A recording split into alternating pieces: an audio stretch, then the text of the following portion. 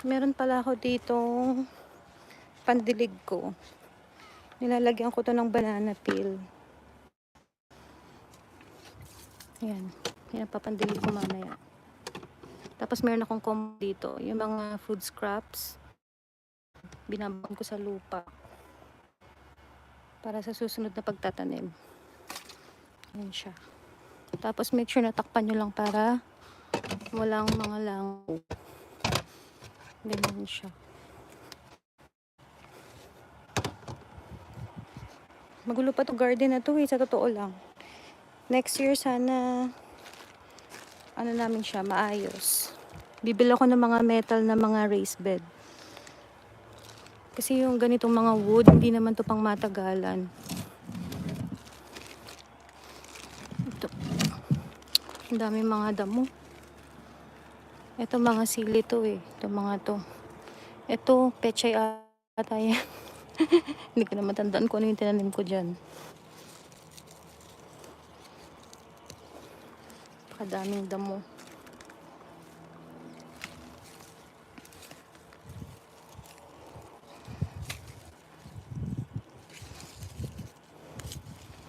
Tanggalin natin itong mga damo na to. Kailangan natin mag-gloves kasi pag hindi ka nag-gloves, matutusok ka.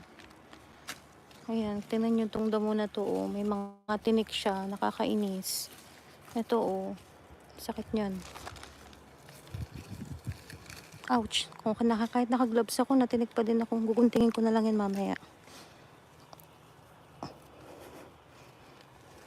Tapos ito yung green onion natin. Ang dami nating onion.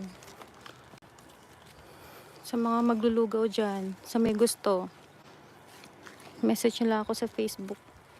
Sa mga taga Slave Lake.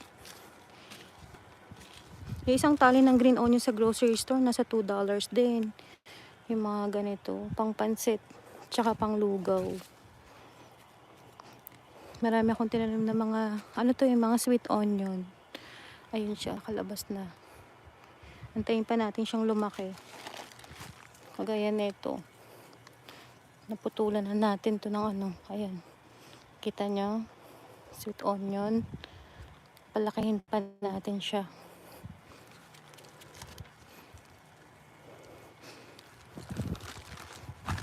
Ito, maliit pa yung berry natin. Ayan siya. Mas marami din ako mga raspberry dito. Ito mga raspberries. Ito maliit lang siya pero madami siyang bunga. Mga nagtatago. Sinong gusto? Ako sa Facebook. Mga taga Slave Lake. Yan. Ito patatas to. Dito ko tinanim yung patatas. Yan yung first batch ko na sinimulan ko noong February. Indoor. Hanggang ngayon. Malapit na rin siya ma-harvest kasi nagdidilaw na yung mga dahon na. Tsaka nagda-dry na. Ito, ang dami nating raspberries, Sino may gusto? Mga hinog na. Pwede nang i-harvest. Ayan siya. Susunod, magtatanim ako ng blackberry. Tsaka mulberries.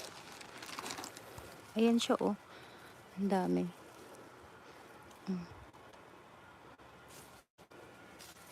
Subscribe naman po sa hindi pa nakasubscribe sa channel. Subscribe din ako sa inyo. Ayan. Yun lang. Wala lang magawa. Tanghaling tapat dito. Kakagising lang. Napuyat kakaabang sa update sa wild. Laking cellphone. Napuyat sa update sa wildfire.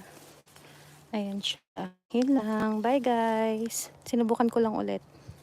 Thank you sa mga nanood. Have a good day. Paano ko to i-end live? Yun lang.